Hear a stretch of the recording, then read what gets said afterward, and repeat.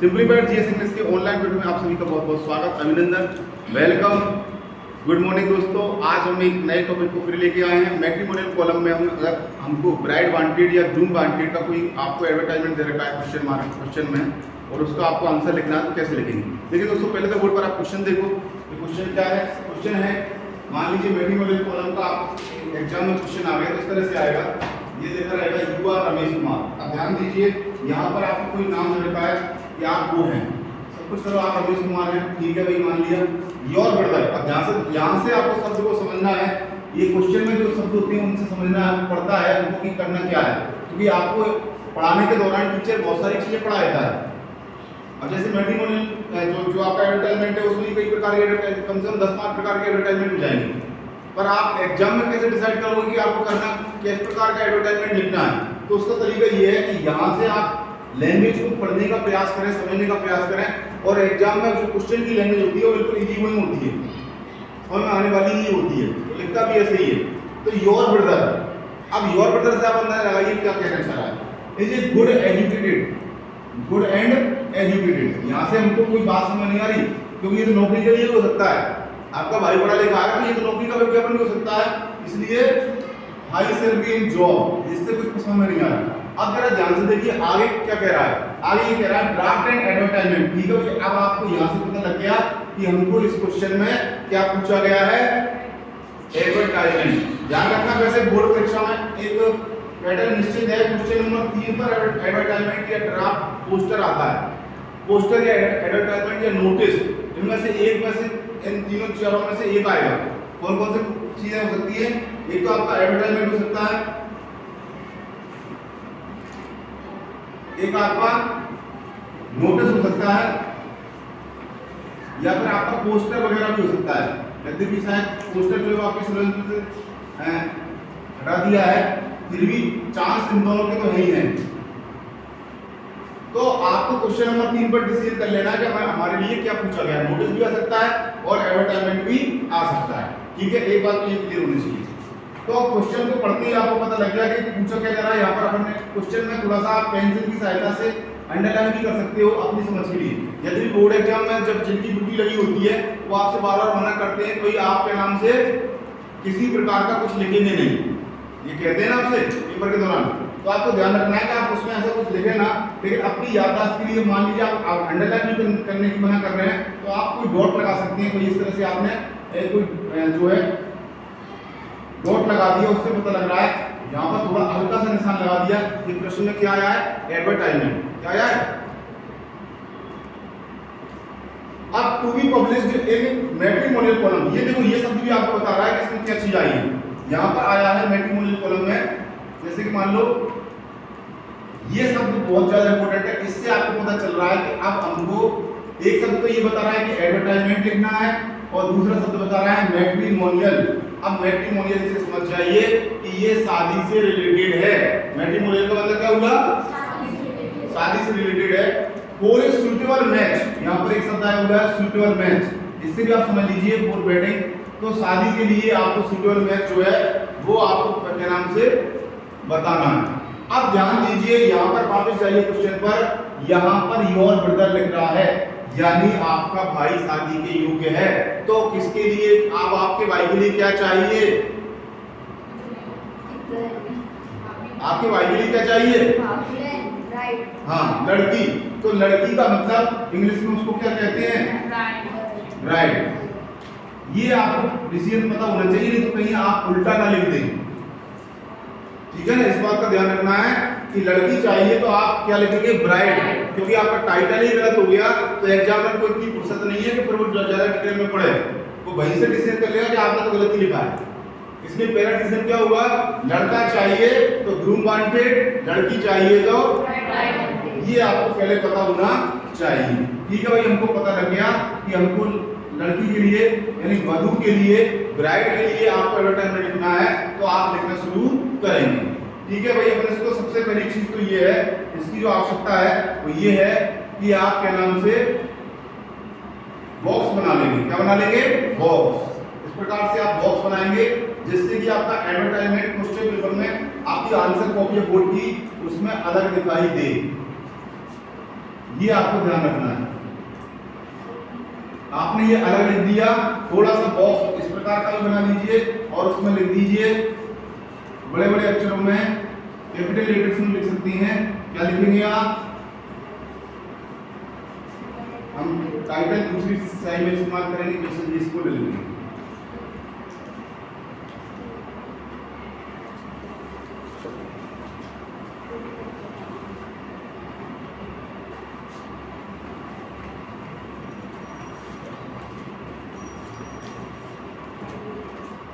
Bride wanted, ये आपने लिख दिया, ये आपकी हेडिंग हो गई। इससे वो एग्जाम में समझ जाएगा कि आप किसके लिए लिखना चाह रहे हैं। समझ गए? अब नंबर 2 पर देखिए, मैंने आपको कल ही बताया था, पिछली क्लास में बताया था कि इसमें जो कुछ भी अपन लिखते हैं, इसमें ग्रामेटिकल नियमों का कोई ज्यादा उपयोग नहीं होता है। आपको केवल शब्दों को लिखना है, पूरा वाक्य बनाने की जरूरत नहीं है। टेंस की कोई जरूरत नहीं है कि टेंस कौन सा चलेगा, तो बहुत आसान है इसको लिखना। तो पहले तो आपके नाम से लड़के की विशेषता लिखेंगे, इसकी विशेषता लिखेंगे लड़के की, फिर कैसी लड़की चाहिए बाद में लिखेंगे। ठीक है, कल भी मैंने आपको बताया था। अब हम लिखना शुरू करते हैं।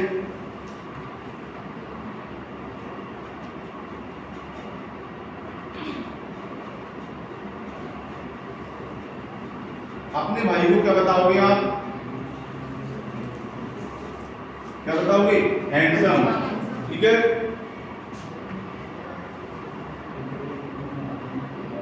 Graduate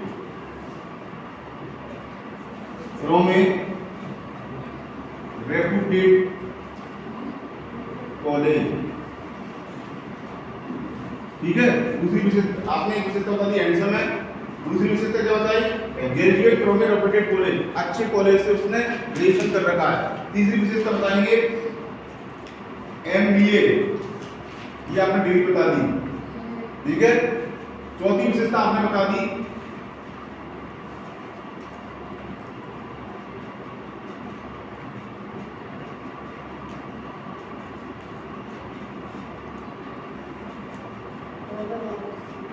doing job in Reliance Jio limited. देखो मैं ज्यादातर एक ही कंपनी का नाम लिखता हूँ। क्यों लिखता हूँ? कम से कम ये तो याद रहेगा आपको, एक कंपनी तो याद रहेगी, पेपर में सोचते रहे कौन सी कंपनी लिखेंगे, तो इसलिए आप वो लिख देंगे। फिर अर्निंग, अर्निंग का मतलब कमाना, अर्निंग का मतलब क्या होता है? कमाना। कमा कितना रहा है? 60,000 पर मंथ। ठीक है,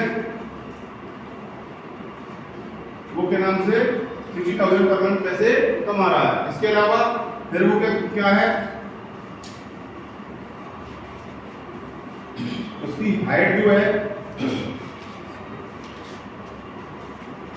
5 फीट 7 इंच है ना, ऐसे लिखते हैं 5 फीट 7 इंच उसकी हाइट है। एज ये लिख सकते हैं 22 इयर्स ओल्ड। ये अपन ने सारी विशेषता किसकी लिख दी? लड़के की, जो जिसकी अपन को शादी करवानी उसकी विशेषता लिख दी। अब यहां से अपन लिखेंगे सीक्स, ध्यान देना यहां से। अब ये सीक्स से ए सुटेबल मैच, ध्यान देना यहां से उसकी लैंग्वेज चेंज हो रही है, अपन डाइवर्ट हो रहे हैं किसकी तरफ? लड़की की तरफ। ठीक है ना, तो मैं इसको थोड़ा सा बॉक्स में अलग से अंडरलाइन कर देता हूं। यहां से आपकी ये 6 से ये आप लड़की की विशेषता से हो जाएंगी।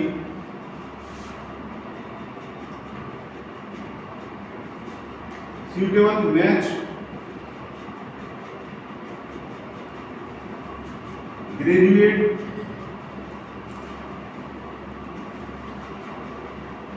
doing job,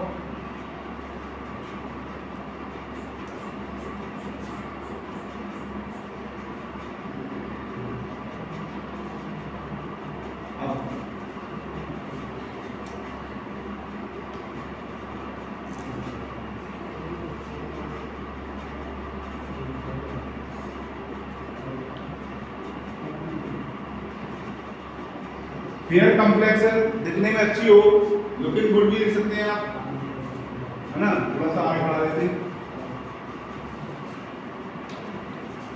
ये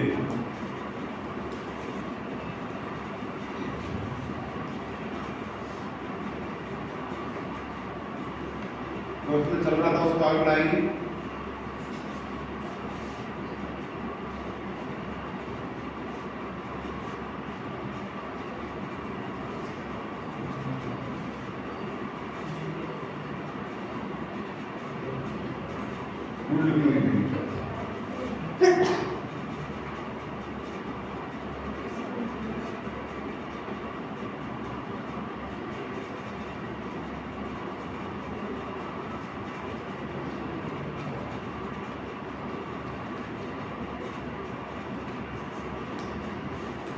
नो क्लास पार्क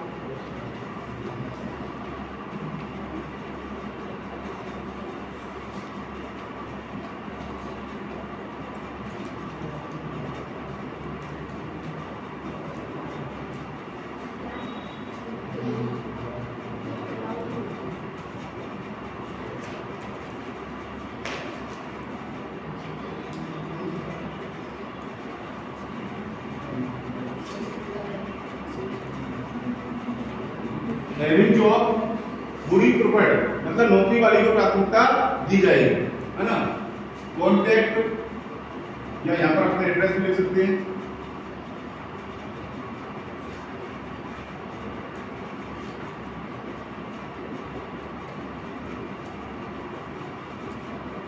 एड्रेस में आपने लिखा S5 विज्ञान नगर,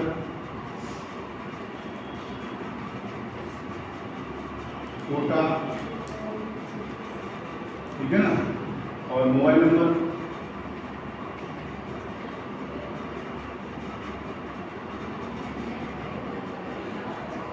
ठीक है, ईमेल एड्रेस वगैरह भी लिख सकते हैं, ठीक है। तो ये आपका हो गया, एक आपका कंप्लीट एडवर्टाइजमेंट तैयार हो गया। एक बार इसको फिर से रिवाइज कर लेते हैं। देखिए दोस्तों, आपको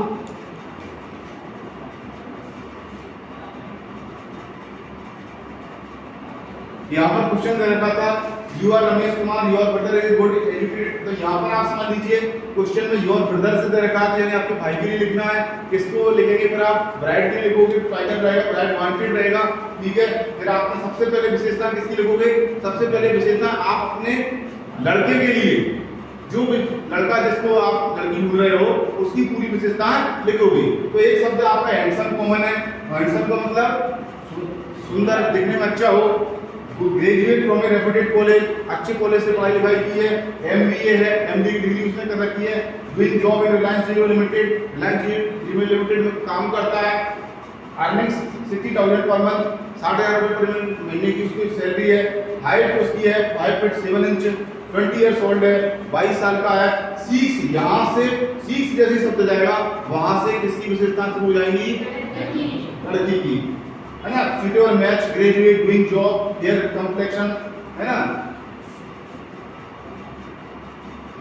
फिर हमने लिखा गुड लुकिंग, देखने में अच्छी लड़की हो। नो कास्ट मार्क, कोई जातीय बंधन नहीं है, जाति का कोई बंधन नहीं है।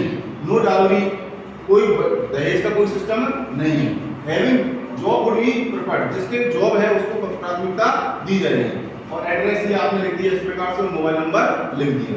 तो ये आपको क्या नाम से मैट्रिमोनियल कॉलम में आप अपना एडवर्टाइजमेंट तैयार कर सकते हैं। तो उसको निश्चित रूप से आपको समझ में आएगा। अगर आपको ये अच्छा लगता है इसको शेयर कीजिए, ज़्यादा से ज़्यादा लाइक कीजिए और हमारे चैनल को सब्सक्राइब भी कीजिए और बेल आइकन दबाना मत भूलिए, जिससे कि जब भी हमारा कोई नया वीडियो आएगा आपके पास तुरंत पहुंच जाएगा। Thank you very much.